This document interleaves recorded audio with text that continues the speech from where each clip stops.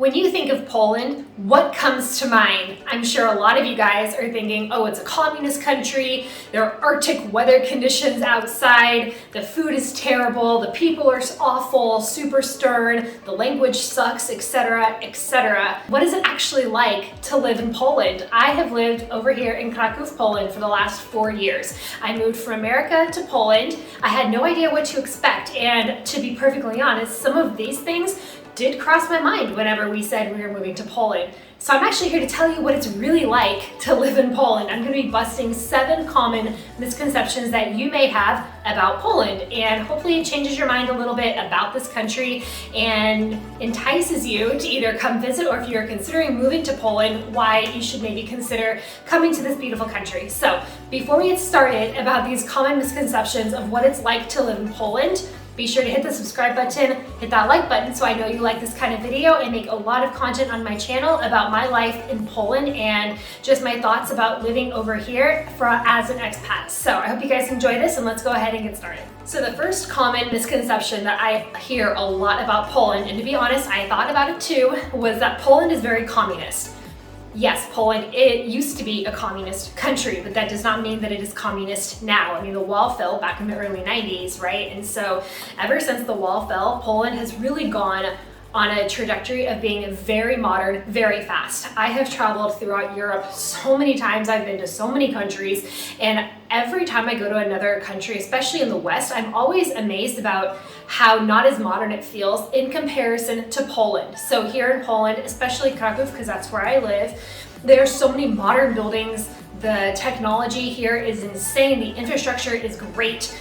Like I was in Amsterdam, I was in Lisbon, Barcelona, different parts of Germany, even Austria, and I feel that a lot of the time when they have like it's a Western country, but it's not as new, it's not as modern, it's not as up to date as the stuff here in Poland is. And if you guys are from those countries and you think I'm wrong, that's totally fine. I'm definitely very open-minded. I would love to learn more, if there are different places that are more modern, but I'm just so surprised here about all of the things that Poland offers that other countries don't necessarily have. And so if you guys are interested in coming to Poland, you would just notice that pretty much everywhere there's new buildings, new construction, new everything is usually just very top of the line and very up to date, especially coming from America. In America, it was definitely not this way. And so it's very interesting to see all of this. And I'm very fortunate to see all of that because I feel like what I get here in terms of, living in a very modern country is way better than I would get in a lot of other places. Another common misconception that people have about Poland is that it is freezing and that there are Arctic conditions here. Yes, Poland does get cold, but I am here to tell you that it really doesn't get that cold. I've actually been colder in Germany and Austria, even in parts of America, that I ever have been here in Poland. I know it gets cold and I know it can dip down, but it's not like the freezing cold, unbearable, awful winters that you may think when Poland comes to mind. We're far north, but we're not that far north. And so, of course you have to wear your winter gear here, your winter coat, your scarf, your beanie, whatever.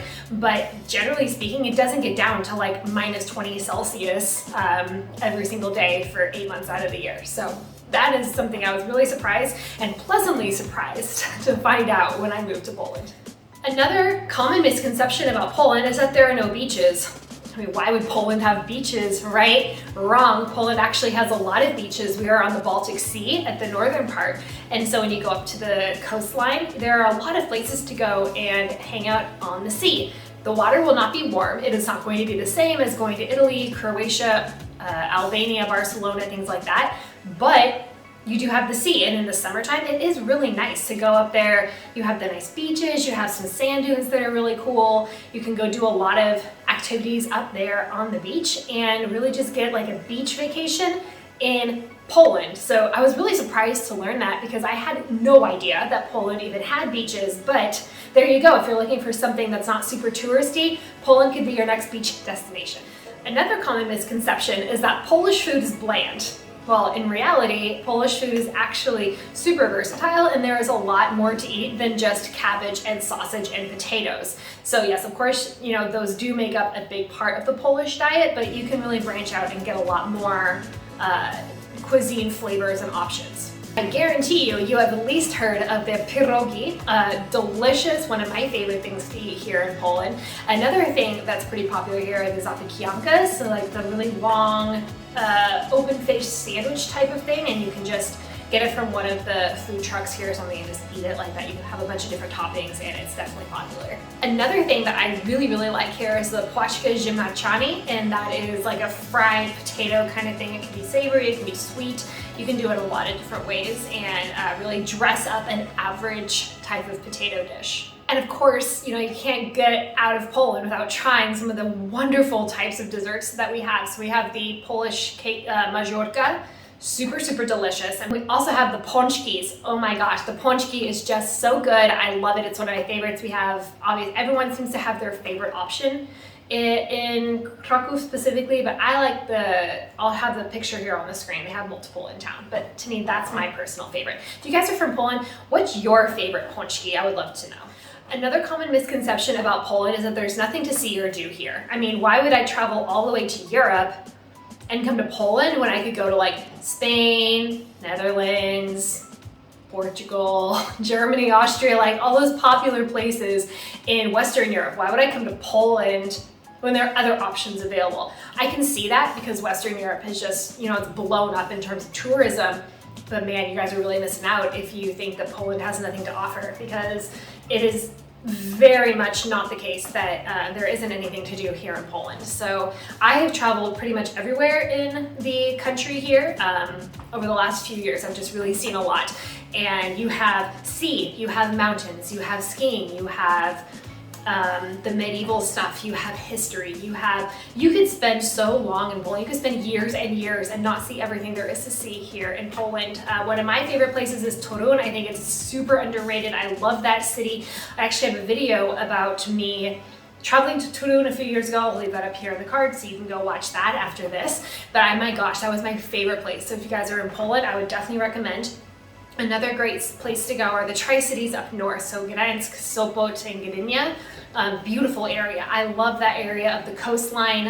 It's a stunning area. The architecture is beautiful. Of course, you have like other areas up there as well, but Mazura is great if you're looking for like a whole bunch of lake options and like a lake type of vacation. You have the mountains down here in the south to go skiing and hiking, biking, kayaking, whatever you want to do, really. It's such a versatile country, and the country is huge. Like from Krakow up to the Tri-Cities in Gdańsk takes maybe 7 or 8 hours by car. Of course, you can catch a flight, you can take a train, but it is quite a ways to get up there, and you don't realize how far it is until you start going. The country is very large, so because of that, there's a lot to do. And yeah, I honestly think it's a very underrated destination for people to travel to, but it's one that you should absolutely consider. Another misconception is that Poland isn't pet friendly, or that they're not very open to having pets around. And it's easy to see why you may think that, because other parts in Europe are not as dog friendly, like you know, different places in Germany or Austria. I keep referencing those because my husband is from Austria, but I keep referencing those because when we've been in Germany or Austria, it's not as dog friendly, and you know, you have to usually ask to see if your dog can come in. If they can come in to like a restaurant or a store, they have to be really tiny and they have to fit in like a little area, and it's a thing. But Poland, no, everywhere allows dogs. Pretty much, like, you know, fancier restaurants, lower end restaurants, inside stores, malls, whatever, like you can take your dog and it's not a problem. People like encourage you to take your dog. They get really excited when they see your dog. I have a pug and he comes with us everywhere. On the tram, in the restaurants and stores, whatever. My gosh, they love it. They go ballistic for him. He loves it. It's great. Any hotel we stay at here in Poland will always have like dog-friendly options, and it's just not a problem. There's grass everywhere here in Krakow, so it's like, again, very dog-friendly for that. I was in Prague recently, and it was not dog-friendly at all. There was like no grass in the central area of Prague. It was super difficult to take Tucker places, and it just wasn't like it wasn't as dog-friendly as it was here in Krakow, so I very much enjoyed that. And I think if you guys have a dog, you're traveling with a dog, you would very much appreciate that as well. And the final misconception that people have about Poland is that Polish people only drink vodka. Vodka for breakfast, lunch, dinner, snacks, weekday through weekend, all the time you're drinking vodka.